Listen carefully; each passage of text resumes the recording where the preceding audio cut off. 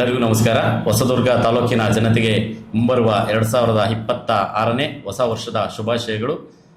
ಬಂಧುಗಳೇ, ಹೊಸ ವರ್ಷದ ಆಚರಣೆಯ ಸಂದರ್ಭದಲ್ಲಿ ಕೆಲವೊಂದು ಕಾನೂನಿನ ಉಲ್ಲಂಘನೆ ಮತ್ತು ಮದ್ಯ ಸೇವನೆ ಮಾಡಿ ವಾಹನ ಚಲಾಯಿಸುವ ಮೂಲಕ ಜನಗಳ ಜೀವಕ್ಕೆ ಆಪತ್ತು ತರುವ ಸಂದರ್ಭ ಇರ್ತದೆ. ಹಾಗಾಗಿ ತಮ್ಮೆಲ್ಲರಿಗೂ ಕೋರಿಕೆ, ಯಾರೂ ಕೂಡ ಡ್ರಂಕ್ ಆ್ಯಂಡ್ ಡ್ರೈವ್ ಮದ್ಯಪಾನ ಮಾಡಿ ವಾಹನಗಳನ್ನು ಚಲಾಯಿಸಬೇಡಿ ಮತ್ತು ಹೊಸ ವರ್ಷಾಚರಣೆ ಸಂದರ್ಭದ ಆಚರಣೆಗಳು ಕಾನೂನು ಸುವ್ಯವಸ್ಥೆಗೆ ಭಂಗ ತರುವ ಮತ್ತು ಬೇರೆಯ ಸಾರ್ವಜನಿಕರಿಗೆ ತೊಂದರೆಯಾಗುವ ರೀತಿಯಲ್ಲಿ ಆಚರಿಸಿ ತೊಂದರೆ ಮಾಡಬೇಡಿ ಎಂದು ತಮ್ಮೆಲ್ಲರಿಗೂ ಸೂಚನೆ ಮತ್ತು ಆದೇಶ ಮಾಡುತ್ತೇನೆ.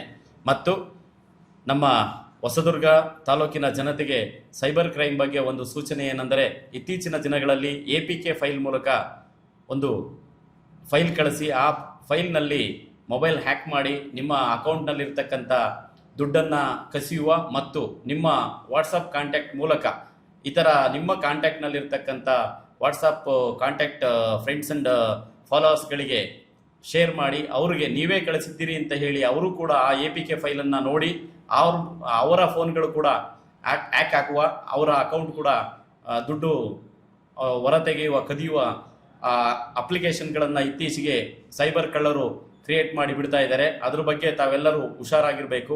ಹೊಸ ವರ್ಷದ ವಿಶಸ್ ರೀತಿಯಲ್ಲಿ APK ಫೈಲ್ಗಳು ಬಂದರೆ APK ಫೈಲ್ಗಳನ್ನು ತಾವ್ಯಾರು ಡೌನ್ಲೋಡ್ ಮಾಡೋದು ಬೇಡ, ಅದನ್ನು ಅವಾಯ್ಡ್ ಮಾಡಿ. APK ಫೈಲ್ ಡೌನ್ಲೋಡ್ ಮಾಡಿ ದುಡ್ಡನ್ನು ಕಳೆದುಕೊಂಡು ನಷ್ಟ ಹೊಂದೋದೇ ತಾವೆಲ್ಲರೂ ಎಚ್ಚರದಿಂದಿರಬೇಕು ಅಂತ ತಮ್ಮೆಲ್ಲರಿಗೂ ಕೋರಿಕೊಳ್ತೇನೆ. ಅದೇ ರೀತಿ ನಮ್ಮ ಹೊಸದುರ್ಗ ಲಕ್ಕಿ ಗುರು ಅವರು Real1 ನ್ಯೂಸ್ ಸತ್ಯದರ್ಶಿನಿ ಚಾನಲನ್ನು ಪ್ರಾರಂಭ ಮಾಡಿದರೆ ಅವರಿಗೆ ಶುಭವಾಗಲಿ ಅಂತ ನನ್ನ ವೈಯಕ್ತಿಕವಾಗಿ ಮತ್ತು ಪೊಲೀಸ್ ಠಾಣೆ ವತಿಯಿಂದ ಕೋರಿಕೊಳ್ತೇನೆ.